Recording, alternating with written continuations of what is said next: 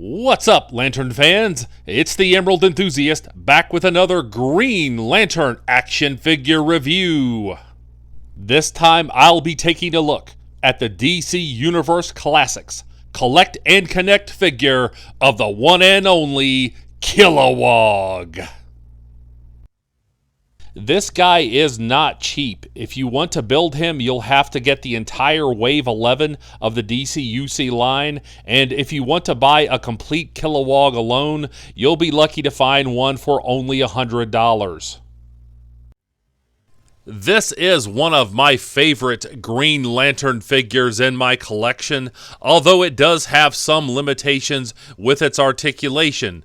So let's go ahead and take a look at the figure details now. Here's a closer look at the lower body, and you can see just how massive and blocky this figure is. There's magnificent definition back here on the calves, as well as the quadriceps. The musculature is outstanding on this figure. And it's actually very well balanced because they gave him the proper foot size, so I'm very happy with that. I don't have a lot of criticisms of the lower body, although I do wish that Mattel would have sculpted the tops of the boots. Here's a closer look at the torso, and once again, the musculature is magnificent. Now, the Green Lantern symbol is only painted on, it is not sculpted.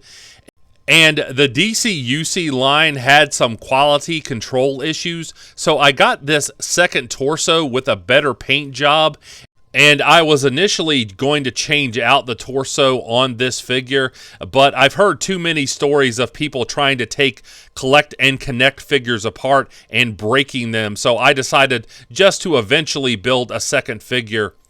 But you can see here that the abdominals are sculpted extremely well. And look at Kilowog's back. It is colossal. And I really like this dark wash that has been applied to not only the lower lumbar, but the latissimus dorsi. It really adds a layer of realism to this figure.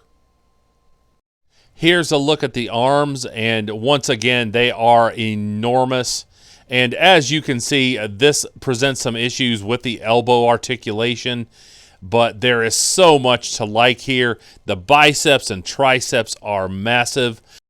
I do wish that the tops of the gloves had been sculpted, but I really like the fact that the green sections here are not broken up with another color. It's actually solid the way that it should be.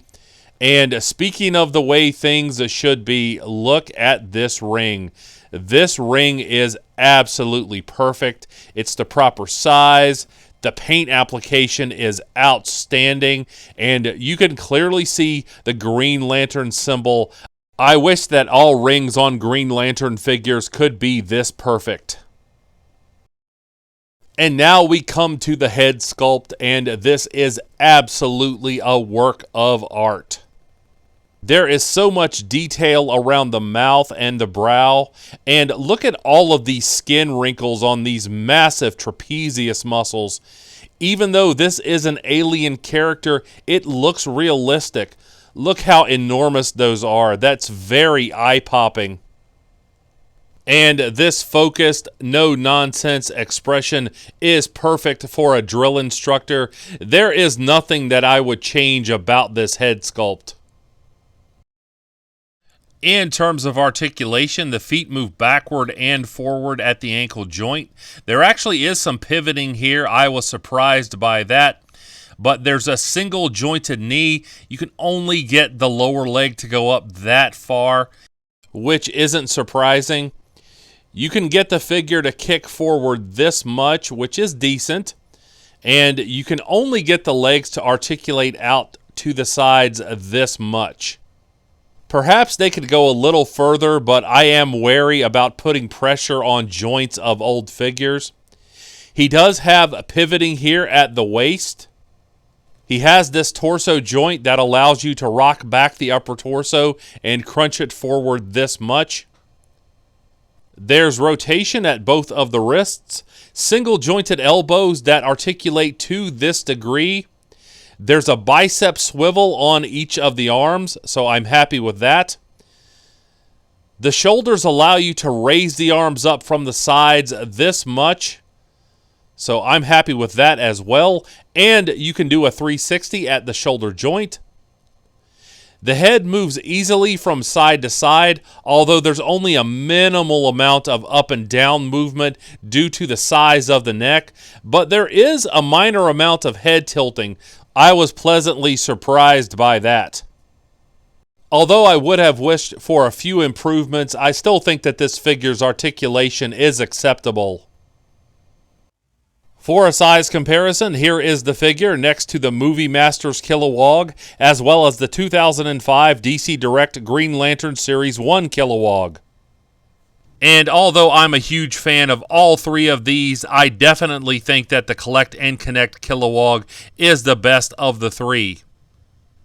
Although I do wish that the Collect and Connect figure would have come with his own personal power battery like the DC Direct one, the Collect and Connect figure looks like he just walked off the pages of DC Comics. Despite the secondary market price, if you're a fan of Kilowog or the Green Lantern Corps, I definitely think that this is a must-buy for your Green Lantern collection.